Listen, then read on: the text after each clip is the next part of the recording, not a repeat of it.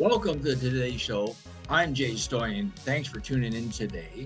What we're going to do today is going to be another special presentation. This is great. We're so flexible on this channel. Sometimes it's just me talking for the complete show, giving you guys, I guess, a little bit of entertainment, some updates, what's going on with the channel, what's going on in Toronto, as this is today's show, Toronto, right? As people say Toronto, we say Toronto. But today what we're going to do is we're going to focus on automobiles and TDC classic cars. So when we come back, you're going to see a special presentation courtesy TDC classic cars, and we're going to be showcasing a journey within the cars. And I want to say that all these shows that you guys are watching, tuning in, supporting are all done by graduates from our programs, our employment programs. So before they came to us, I'm not sure what they were doing, but they were not working in media and they were not getting paid. So now all these shows that you're watching, including this one, is shot by our graduates who are all disabled, right?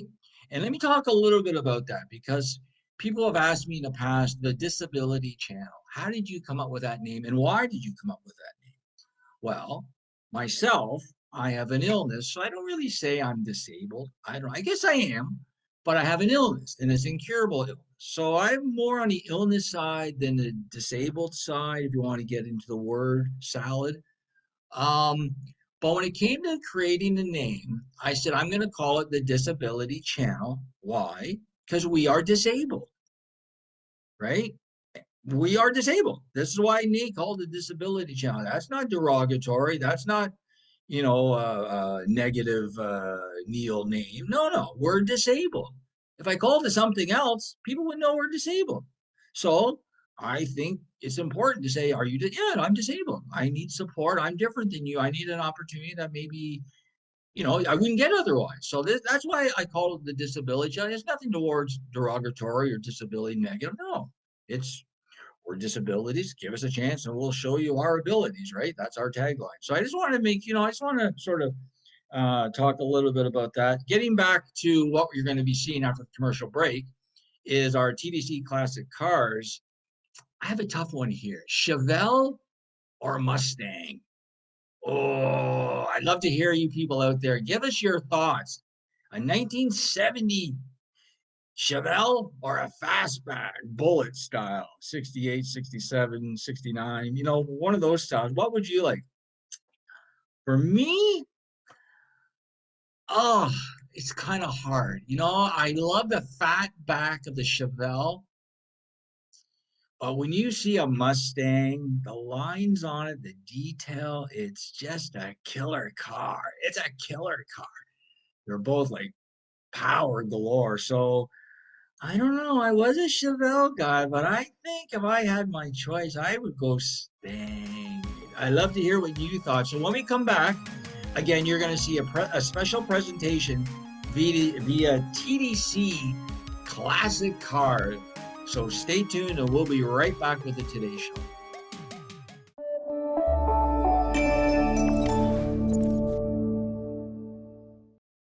Are you currently on ODSP? If you're interested in social media marketing, TV production, podcasting, or getting off assistance, please contact Jay Stoyan at 647-339-6847 or Jay at thedisabilitychannel.ca. The Disability Channel, showcasing abilities. Hi, this is Rocky Blyer, and you're watching the Disability Channel, showcasing abilities.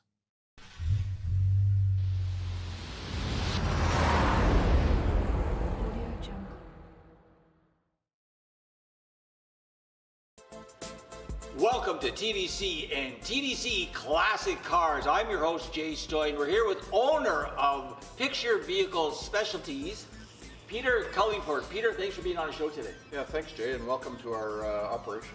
This is so exciting. Look at the ambiance. Look at the view we have. We have the Charger. We have military. What we're going to do later on in the show is we're going to take a tour through Peter's lot. He does all the cars for the film and television industry. So again, we're here at Picture Vehicle Specialties with owner Peter Cullingford. Peter, again, I want to thank you for having us here today.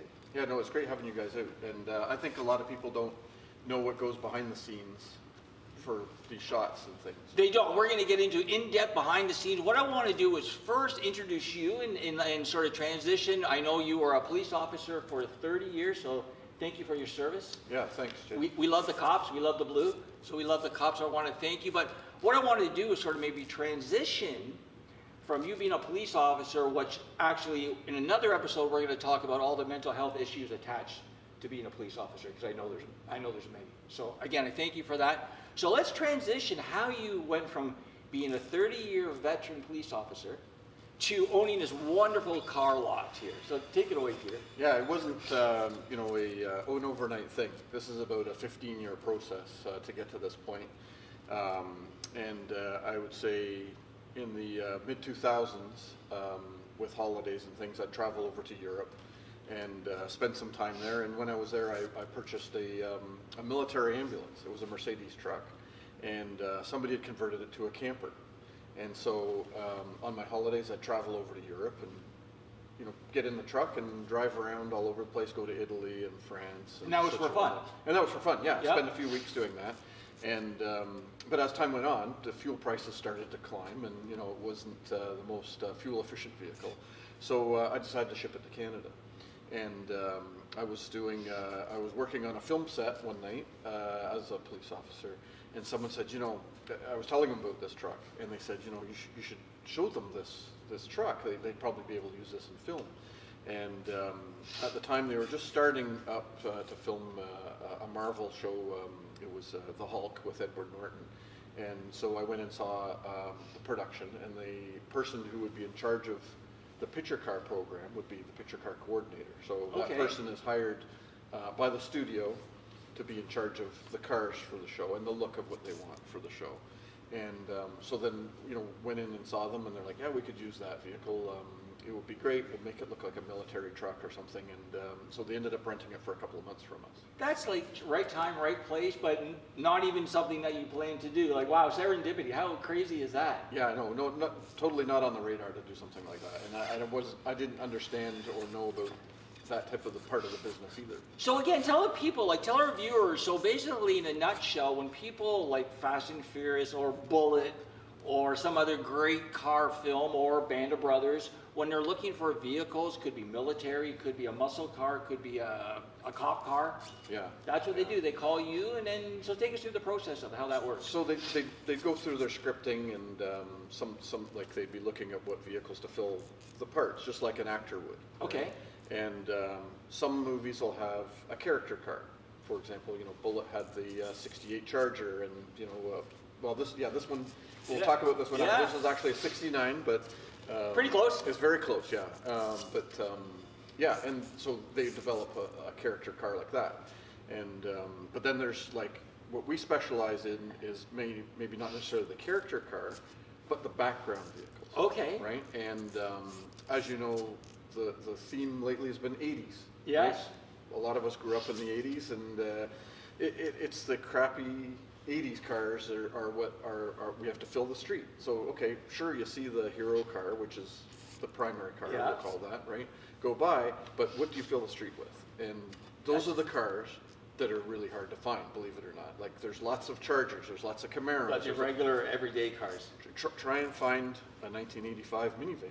So let's just say one of the bigger studios calls you and just say, okay, we're doing a military show, but we need to find a chassis that's from the 50s. So what would you do? Or not even a military, or just a car, but so take me through the hunt. Yeah, it's interesting. So we maintain a fleet of vehicles, and it seems one of those things that's always something you don't have. Of course. Right? It's always going to be like that. I think that's with everything, right? Everything. But so if there's a specific vehicle, we'll start locally. We'll check the ads on different, online things. Kijiji or whatever, right? Kijiji or Facebook, all of those ones. And it's also word of mouth too, right? From being in this business for a while, people always offer up cars, and we have an idea who's got what period of cars, because people collect certain things. Yeah. I went one time, my favorite find are barn finds. And one thing I kind of enjoy now that we're more of established is if we're going to get a car, I'd like to find a barn find and bring it back. You know, like this, like, for example, like when we talk about the Charger, this was a barn find, and we turned that one around from the dead back to what it is now. But so, for example, like, say they wanted a specific vehicle.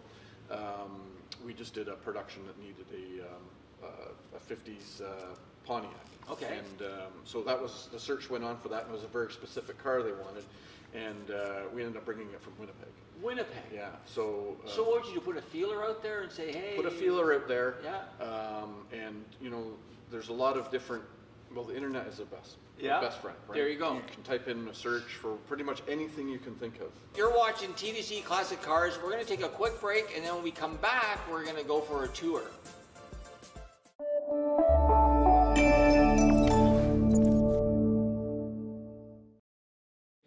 Hi, I'm Brad May, and you're watching the Disability Channel, showcasing abilities. Please stay tuned.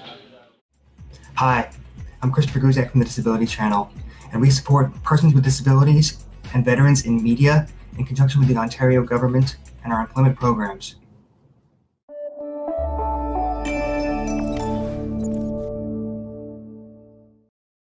Welcome back to TDC Classic Cars. We're here with Peter. What we're going to do now is we're going to walk through the different elements of the shop, and we're just going to talk a little bit about all the ambiance and all the characters. So let's follow us and let's go through with our camera guy here. So Peter, why don't you take us through? So here, of course, here we talked about earlier, we talked about the truck, right? Here's the back end of the Charger. Look at that back end of the Charger. Right? That's just amazing. Our camera guy's going to get some shots, and then we can go around and talk about the truck too. Like, Yeah, so this one, if you want to have a quick look inside, it's, Sure. you know, it's kind of basic, and this one actually had, in between the center console, has a handbrake. And the handbrake is so you could skid the car by just locking up the rear wheels. Right? Nice. So that's part and parcel of part of the preparation of a stunt car. I still like those guys' black rim glasses. In the car. So let's go around here. Let's take a look at the truck. Sure. Maybe we can get around here. So this, we built this from scratch. It's based on a Chevy Avalanche. Okay. And like I said, we took design cues from a real military vehicle when we built it. The hood's from a Baja truck, and then but it does its job. It's, you know, it's very reliable. It's a gas V8 engine. There you go. Standing on there like I'm a military guy. Yeah, we do the bars because, you know, that's that scene where the SWAT guys ride on the side. Yeah, and no, hold that's on to great. it. This is great. What's this? It looks almost like a little Pinto, but that's not a Pinto. This is a Buick Skyhawk. Skyhawk. 77 Skyhawk. So people would know this car. This is, in Chevrolet, would be the Chevy Monza. Oh, and that was okay. a car everybody would drop a huge V8 and go to the drag strip with it. Oh, And so because of that, that's become a rare car because they've all been cut up. Like people would tub them out and put drag wheels and, you know, slicks and things on it. So this one, I found this in British Columbia. Interior was in good shape. It's running V6, not a big V8. Yeah. Right? But an easy restoration and good for one of those everyday 80s, 70s street Yeah, like you said, on the right? side of the road or Yeah, whatever, right? hard to find. So we'll put that into inventory. Well, this is wonderful, Peter. So what we're going to be doing is hopefully we're going to be in future shows coming back here with a story when Peter's got really like a great shoot coming up and wants to share some tidbits of the film industry or we want to get something out. And we also might be going on locations. Again, that's going to be a little here and there miss, depends because of the industry. They don't know if they want you on set, but we're going to be featuring classic cars, whether that's military. We're going to do another, probably bring in some military guys, even CAA. Like I want to go right out about all the vehicles, right? How they sort of intertwine with the industry, the backstory we have behind them. And if people wanted to find out more information, Peter, if they wanted to get involved, they wanted to volunteer, they wanted to learn more, because I'm sure, like you said, the industry is booming. Yeah, and So you might be looking for staff, or there's a lot of so the industry needs cars, or people have cars. Some people have car collections, something that we wouldn't want to keep in stock. Yeah. And there are companies like myself that just broker cars, and they'll keep it. We'll keep a database. Other people keep a database of cars, collector cars, and a lot of the time they'll have those owners come out when we're doing like 20s and 30s, 1920s and 1930s things. It's always great to have the owner of the car because it's very difficult to operate, right? So that happens a lot. And if people want to find out more about your platform or whatever, or they just go through the business? Put the website out Okay. later, and we can talk about it. And it's definitely something that's needed. That's great. Okay, what we're going to do, we're going to take a quick break, and then we're going to hit outside. Whether or not we go, probably our camera guy's going to go there. We're going to get some great footage outside. There's lots of cars on a lot in all different conditions. Lots of cop cars, lots of military. So stay tuned. You're watching TDC Classic Cars. We're out here in Scarborough with Peter at his great car shop. Again, you're watching the Disability Channel. We'll be right back.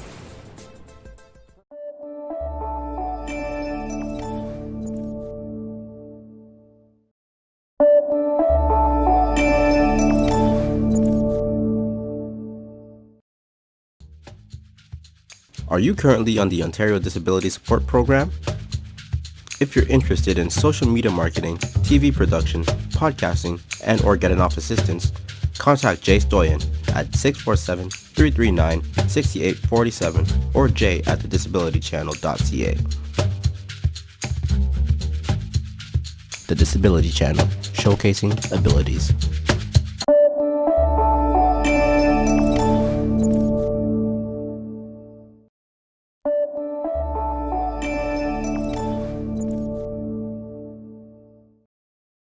Everybody enjoyed the view of the hundreds of cars in all different states and forms and fashions. So what we're gonna do, we're gonna enter the dome. And Peter, tell us a little bit about the dome now. So yeah, we're storing some of the vehicles in here that we can't leave out in the lot. Spaces at a premium, indoor space especially, right? Eventually we'd like to have a racking system. Like I was saying earlier, we have another off-site facility that we've just got at the beginning of COVID. Yeah. And of course, there's no money flowing during COVID. That's right, yeah. We'll continue with that, and I can have like a 3-car stacker system there. Oh, wow. So some of these cars in here, we've restored them. Okay. They're obviously, higher end cars. Ooh, look at this one, Maserati. Yeah, Now, obviously you got the brand new cars too, right? Like there's some newer cars. this one, the Jag there. Yeah, we have some other cars in here. That's a wonderful bus or Yeah, the van. The here is, 67 or 68 GMC van. wow. Right? Kind of like Scooby-Doo. Scooby-Doo, yeah, I was gonna say it's Scooby-Doo's van. It's almost as nice as the classic VWs. Yeah, it's got that same It's kind of like the VW look, eh? the kind of cab over look to it. This is crazy, and then you have a nice. I call that a Nova, but it's It a is Ventura. well, yeah, that's- Ventura. Yeah, That's the Pontiac sister. Ventura, The which sister. is in the same body lines as the Nova. Yeah. And I think Buick was the Skylark. So what's in a 305? This one has this one's a Pontiac 350. Oh, 350. right? Okay. That's a nice Which is, Kawasaki. it's a four-door. Four-door, Not yeah. so desirable, but That's for us it is, right? And we restored this 82 Volvo. We've got a 60 Buick. Well, the letters aren't on, but Look that's at these a cars. beautiful Sabre. Wow, like classic. Look at them. All Wow. of the cars in here were barn finds. Or bar finds. Barn finds. Like this one here from Prince Edward Island. I love the look of the back of this when you get a chance. It's like, this is your 60s, your rocket look on the back. Yeah. And the color, I know it's covered in dust in here. It's called Autumn Mist, which looks kind of a salmony, pinkish color. Yeah. But all these are color code correct to the period. Look at this boat here, Wildcat. Yeah, Buick Wildcat. Wow, I don't even know what that is. I didn't know. I don't even know what that Wildcat. Like, I don't know what that is. Wow. So- And then what is this one behind you now? This one's a. This one here, it's a 1915 GMC truck. And we got this one about 3 years ago.